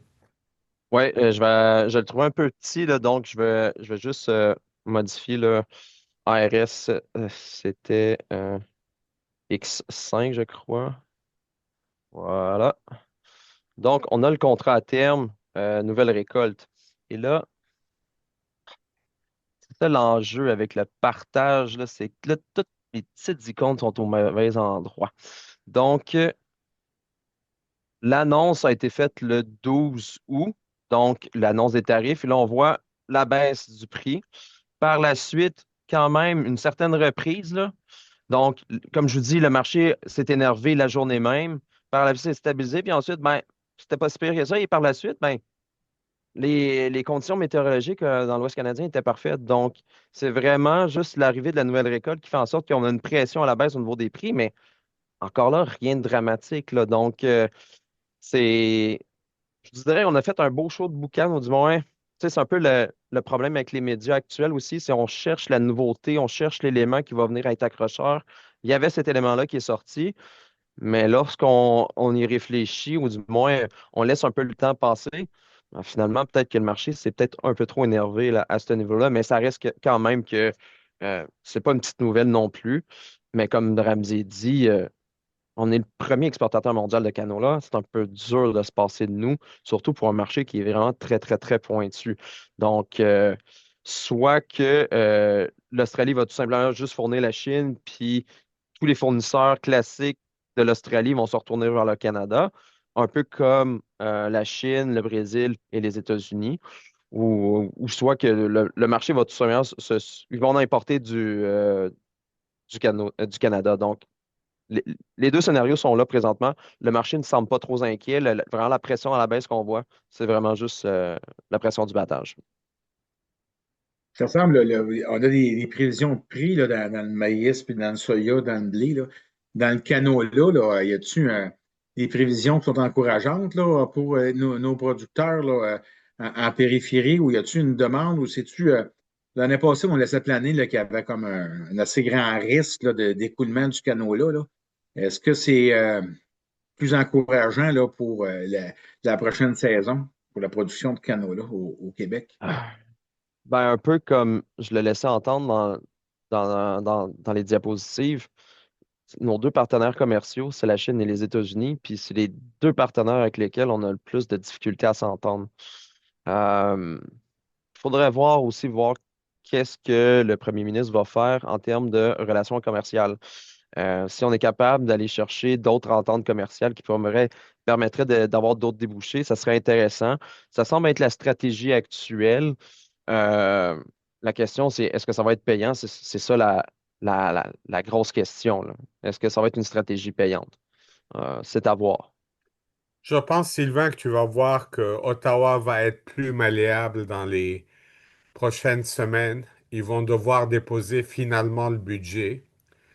Quand le marché va voir qu'on a un déficit, si c'est pas à 100 milliards de dollars, pas loin de 100 milliards de dollars, mettons qu'il va y avoir beaucoup de pression des marchés financiers sur Ottawa. Donc, que ce soit vis-à-vis des États-Unis ou vis-à-vis de la Chine, je pense que le ton va être plus malléable et plus ouvert à conclure des ententes. Ah, intéressant à voir. À suivre, oui. Merci, Ouais. Ramsey et Étienne. Madame Pagé aurait une autre question. Oui, Ramzy, j'avais écouté, il n'y a pas si longtemps, tu avais fait un commentaire, là, je pense que j'avais vu ça sur le site des PGQ, que tu disais que le maïs pour la récolte de cette année 25 serait entre 200 et 240. Puis là, dans les prévisions que tu as mis, c'était plus 240, 270 là, Oh, de mémoire. Y Joanne, a-t-il... 200-240 pour la récolte, oui. OK, c'est À à la la récolte. récolte. À la OK. récolte, parce que tu vas avoir des producteurs, malheureusement, comme l'a dit Pierre, qui Ouais, qui doivent, vont vendre. qui doivent vendre, qui doivent bouger du grain. T'en as aussi, c'est malheureux à dire, qui s'informent pas nécessairement plus qu'il faut ou qui ont des contraintes. Mais on va avoir de la pression. Que le rendement soit à 9,3 ou 5 ou 7, on va avoir de la pression au battage. Puis une fois cette pression passée, on va se redresser. Mais au battage, oui. OK. Peut-être pas 200, mais surtout si le rendement est bas, mais du 220, 230, comme on a vu l'année passée, peut-être même du 210, on va le voir, je pense. OK, fait que le 240, 270, c'est plus, C'est pour mettons, à l'année. l'hiver. C'est OK. pour, tu sais, on essaie de vous donner une fourchette pour, disons, la moyenne de l'année OK. 2025-2026. Tu m'encourages un peu plus. Ben, en notant que tu aies du rendement, on va espérer que ton maïs Ouais. n'est pas trop gelé, là. Ben, il est gelé. Il est gelé, mais c'est ça, là, c'est le poids, là, on sait pas la qualité. Ça va être un autre facteur. Ouais. Ben, il faudra que vous fassiez tous attention. Prenez des échantillons au battage, faites-les analyser, regardez ce que vous avez à vendre, parce que c'est certain que si on a des problèmes de qualité, les escomptes vont augmenter rapidement. Mais là, j'ai une autre question. Tu sais, mettons, là, on sait là, qu'il y a du maïs parce que là, il manque de maïs en silage. Puis là, il y en a qui prennent leur maïs à grains pour l'envoyer en ensilage. Là, en tout cas, selon les statistiques de Statistique Canada, c'est sûr que ça, ils n'ont pas pensé à ça. Ouais. Mais ça va-tu, tu sais, mettons, qu'est-ce que vous pensez que ça peut jouer, que ça peut, parce que là, à quelque Euh, part, il n'y aura plus autant de maïs grain à vendre. Fait que les stocks du 53 jours vont baisser pas mal, surtout si c'est pas le même rendement. ça va être vraiment un enjeu particulier cette année. Euh, Parce que on se rappellera qu'on a eu un cas semblable en 2019. Hein. Tu sais, Ouais, les superficies récoltées, il y en a beaucoup qui étaient déclarées en assurance, là. Par contre, ben, Statistique Canada n'en a pas pris compte. Puis ça, honnêtement, je me rappelle, ça m'a franchement déçu de voir que la différence entre le récolté et l'ensemencé était considérée normale. Je pense que c'était un 3000 3000 hectares de différence, alors que les superficies assurées étaient deux fois ça au moins, là. Je ne me rappelle plus exactement le chiffre, mais ça dépassait là, le 3000 hectares, là. Donc, euh, ça va être vraiment difficile à savoir bon, ben, sur quel chiffre on va s'entendre, là.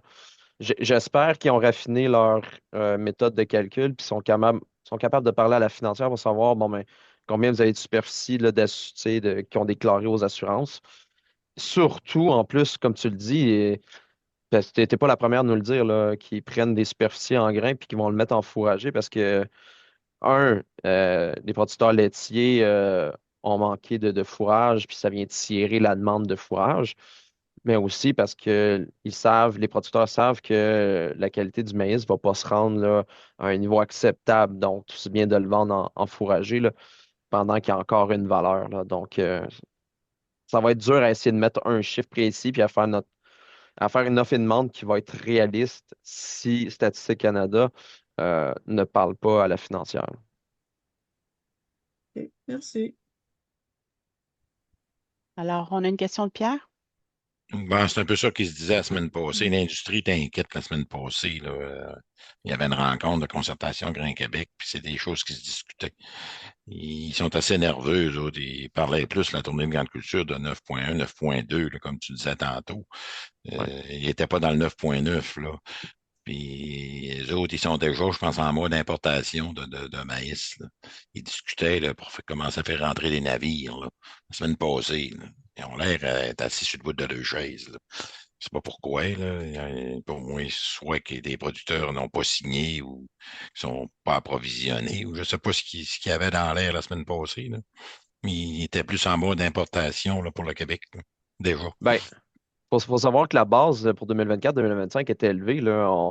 Hey, on a frappé là, une pièce et 30, là, alors que je me rappelle, je pense au mois de mai, je disais la base peut pas aller au-dessus d'un dollar. Ben, là, faut croire que je me suis mis un méchant doigt dans l'œil, là, un bon 30 cents de doigt dans l'œil.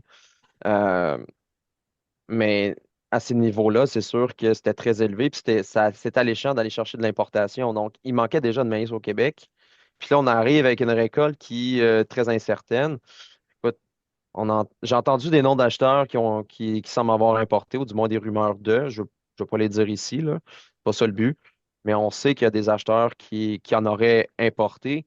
Puis quand ils en importent, c'est pas des petits tonnages, là. C'est quand même des très bons tonnages, là.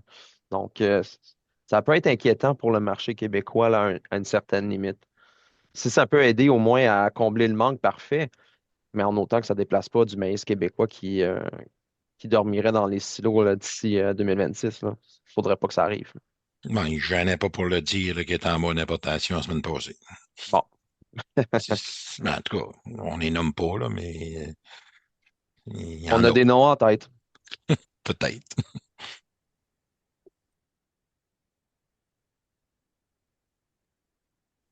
On a d'autres questions? Ah, oui, Monsieur Pillon. Allez-y. Je me relance, là, oui.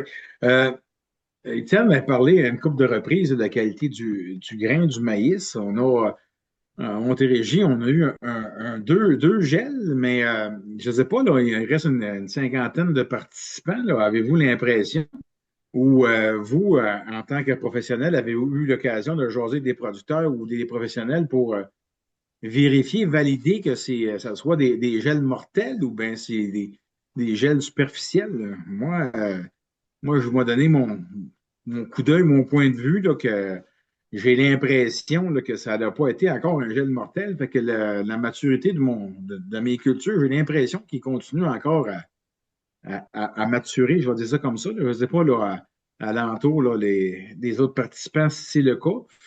On avait eu par certains là, agronomes la ligne de lait, puis se faire dire qu'il y avait besoin encore quasiment d'une quinzaine de jours pour venir à maturité. Je ne sais pas si c'est vu que les périodes des deux dernières nuits ont été plus froides, mais pas les deux dernières, mais avant. Mais Ouais. là, il annonce encore une pas mal belle période. J'ai l'impression qu'on peut, me dire, l'échapper belle sans faire de jeu de mots, là, puis de chansons, là, mais je ne sais pas, là, à l'entour, ou bien vous autres, comment vous voyez ça? C'est une excellente question, honnêtement. C'est sûr que la question, on se l'est posée, mais on n'a pas encore vérifié l'information là, auprès de professionnels ni auprès de producteurs. On n'a pas eu d'appel non plus de producteurs là, qui semblaient inquiets à ce niveau-là. Honnêtement, je serais intéressé à savoir, là, à connaître votre appréciation là, des gels. Là. Est-ce que ça a eu un impact sur vos fermes? Je pense que ça peut être un excellent moyen là, en ce moment d'en discuter, de faire un échange, que ce ne soit pas juste nous qui donne l'information, mais que vous aussi, vous participiez là, à l'échange d'informations pour qu'on ait tous là, une meilleure aperçu là, de ce qu'on va avoir là, dans les prochaines semaines. Là. Sylvain, si je me base sur mon expérience des 14 années dans l'Ouest canadien, le gel qu'on a eu au Québec à date est superficiel. Parce que dans l'Ouest canadien, ce qu'ils appellent le hard freeze, c'est quand tu as une température qui est à -2 ou en dessous, puis un minimum de 2 ou 3 heures. Exact. Et à moins que je me trompe, on n'a pas eu des températures aussi froides aussi longtemps à date. C'est ce que j'ai, moi aussi, Ramsey, comme lecture, là. Mais je suis surpris de voir là, l'impact que ça a fait sur les feuilles de maïs et du soya, là. À moins que ma station météo soit pas à point, là, mais ça a descendu comme à -0,4, -0,4 pendant une heure à peu près. Là. Je ne m'attendais pas à voir là, des feuilles de maïs puis de soya là, grisonner là, 2 jours après. Là, sais-tu, les stress là, hydriques de la saison qui ont fait en sorte qu'ils étaient plus fragiles. Là, mais c'est un petit peu ça là, que je voulais là, peut-être échanger entre les producteurs et vous là, ici, parce que euh, mentionner que la qualité, moi, je pense encore, là, on n'a pas garoché la serviette pour dire qu'on n'aura pas encore une belle. En tout cas, je pense pas. Je suis encore optimiste, là, puis je ne sais pas s'il y a des producteurs alentours qui veulent partager les observations. Là.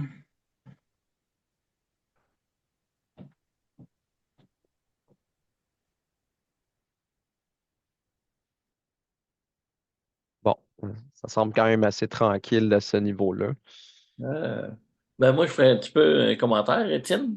Oui, Je pense qu'il est trop tôt. Ça prendrait une couple de jours encore pour voir les effets que ça fait. Puis, je pense pas que ça s'est beaucoup gelé parce qu'on voit des champs, un champ est gelé, l'autre partie n'est pas gelé. Ça veut dire que le froid n'a pas été intense trop, là. Puis, que je pense, hein, mais je pense qu'il faudrait attendre 3-4 jours, là. On le saurait plus. C'est variable aussi hein, d'un village à l'autre, puis d'un secteur à l'autre. Hein. Parce que je regardais le gars de Mirabel qui disait que ses feuilles maganaient dans le soya. Là. Tu mis ça dimanche ou lundi sur Facebook. Puis moi, j'osais avec du monde de Robertval puis Chambord que ça restait à 5 degrés. Mais c'est proche de chez nous, mais c'est à cause du lac Saint-Jean, puis je sais pas quoi, là. Les autres, puis ça n'a pas gelé. Plus en contrefort, ça a gelé plus.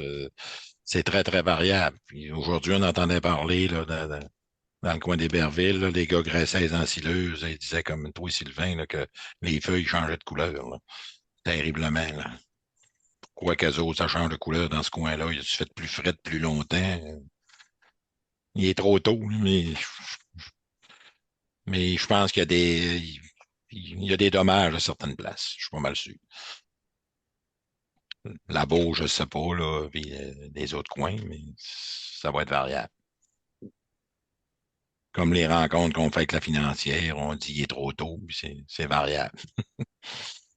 D'une ferme à l'autre, puis d'un village à l'autre. Ben, je pense qu'il y a des secteurs qui payent que d'autres pour les gelées, là. Ben, j'ai passé hier à Sainte-Eulalie, dans ce coin-là, là, puis j'ai vu que le maïs était plus toasté dans ce coin-là qu'ailleurs. Mais c'est des places qui gèlent plus, là. C'est à suivre. Ouais, ben, puis il y en a qui n'ont pas été voir le champ aussi. Peut-être. Ils n'osent pas les voir. Ça me fait penser, là, je n'aimerais pas le producteur qui m'a dit ça, mais j'avais demandé, puis comment ça va ton soya? Puis il m'a dit, j'aime mieux pas savoir. Ça me fait penser OK. un peu à ça. Ça, je peux t'envoyer des commentaires demain soir, mais que je commence. On va en faire demain, dans ce cas. Excellent. Excellent, parce que ça aussi, c'est une autre question, là. Ça va être quoi le rendement du soya, là? Avec pas de pluie, comment la fève peut avoir à magasiner beaucoup d'énergie? Ouais, mais C'est une autre question. nous autres, c'est pas été un trouble dans le coin ici pour la pluie. On a eu des pluies que Saint-Hyacinthe n'a pas eu, là. Bon, bon, bon. D'habitude, on a tout le temps trop, fait qu'une année comme cette année, c'est juste correct. Ouais, c'est vrai que dans les dernières années, tu as eu une coupe de sorties sur le blé puis les céréales, puis à quel point c'était pas des belles conditions qu'on a eues, là. Je parle des dernières années, là, pas Ouais. cette année. Mais cette année, je pense que les coins ici dans le Saga sont plus beaux que dans les autres coins que c'était trop sec, là. Mais on va voir. Ça va être c'est la batteuse qui dit quel dernier mot que je pense. Bon, ça et le banquier. Ben, OK, OK. Ouais. C'est pas. Quand tu donnes moins, tu as rien qu'à dépenser moins, ça fait pareil. Parfait. Ben écoute, s'il n'y a pas d'autres questions, je pense qu'on pourrait terminer le webinaire maintenant. Je vous remercie énormément pour votre participation. Vous avez été très nombreux là, à participer, du moins à nous écouter. Vous avez posé énormément de questions. Je vous remercie énormément pour cet échange. Parce que je vous rappelle que la discussion des marchés, c'est pas juste moi et Ramzi là, qui travaillons en silo tout seuls là, dans leur coin, là. Ça prend de l'échange d'informations. Des journées comme ça nous permet là, de bien discuter, d'avoir un meilleur pouls là, de ce qui se passe sur le terrain et de savoir aussi vos préoccupations. Donc, je vous remercie encore là, de cet échange. Puis, on se revoit là, dans à peu près au mois de janvier, je crois, le prochain webinaire pour parler là, des données finales de production. Donc, je vous souhaite Et un une dernier appel, pas juste à Pierre, s'il vous plaît, envoyez-nous vos informations de vente. Je pensais que c'était rien adressé à Pierre, ça. J'espère que vous avez coupé l'enregistrement, que pas que mon nom circule trop souvent. Non, non, moi Mais, je le garde le nom. mais au moins, ça dit aux gens que de l'avoine à bon prix après la fête. En tout cas, c'est un signal. Marquez-le au bureau en rentrant que Pierre, il faut qu'il envoie ses. On va vous Bonsoir envoyer à ça. tous. Bye bye. bonne soirée. Merci, bonne Merci bien. soirée. Merci, bye. Merci beaucoup. Bye bye.